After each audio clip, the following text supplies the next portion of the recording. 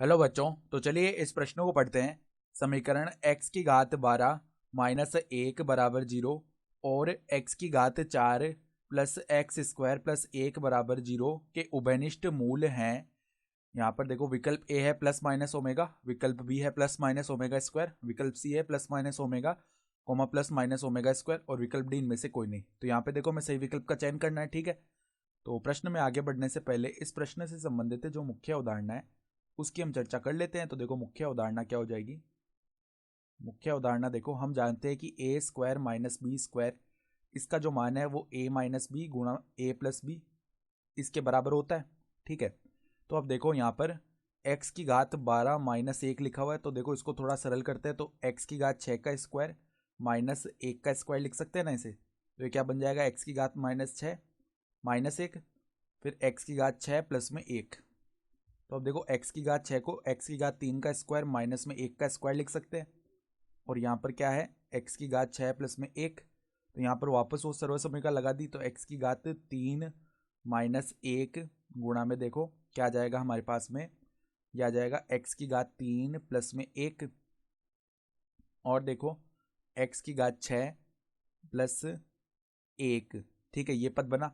तो अब देखो, a की घात 3 माइनस बी की घात 3 वाला यहाँ पे लग जाएगा सर्व समय का। तो वो क्या होती है, a माइनस बी यानी x माइनस 1 गुणा में क्या आता है हमारे पास, देखो इस प्रकार आता है। गुणा में कौन सा पद, यहाँ पर देखो हम क्या कर सकते हैं, वो ही लगा लेते हैं। चलो देखो, इस प्रकार से लगाते हैं तो उससे देखो और बढ़िया रहेगा। देखो किस हिसाब से लगाते हैं, यहाँ पर एक्स स्क्वायर का इसे घात 3 लिख देते हैं।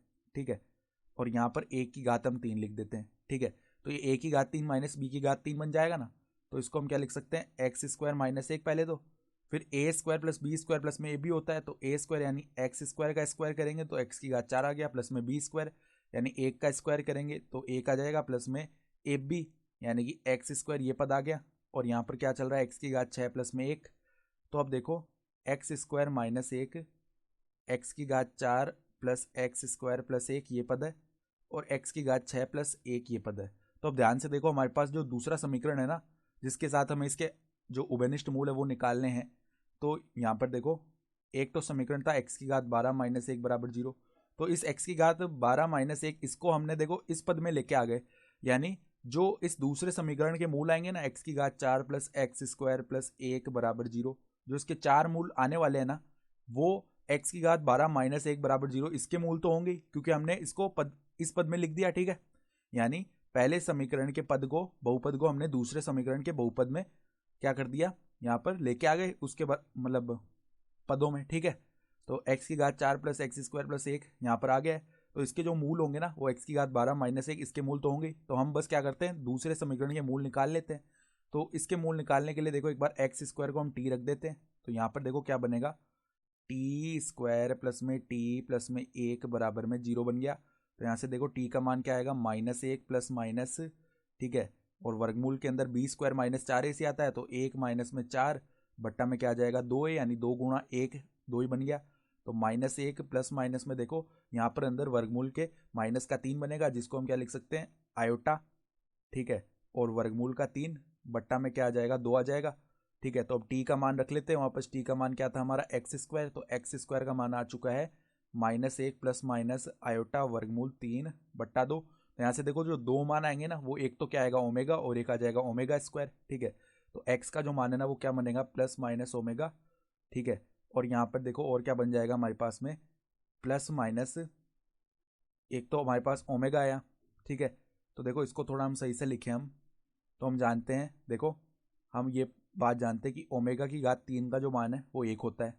सही है, तो यहाँ पर देखो इन मूलों को हम कैसे लिख सकते हैं, पहले तो ओमेगा को हम ओमेगा की घात 3 गुणा में ओमेगा लिख सकते हैं।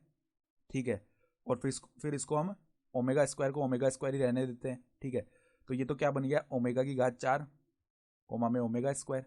सही है, तो अब देखो एक्स का मान अगर निकालेंगे ना, तो वो क्या आएगा, प्लस माइनस एक तो वर्गमूल में ओमेगा स्क्वायर आएगा, और प्लस माइनस एक वर्गमूल में आएगा ओमेगा की घात 4।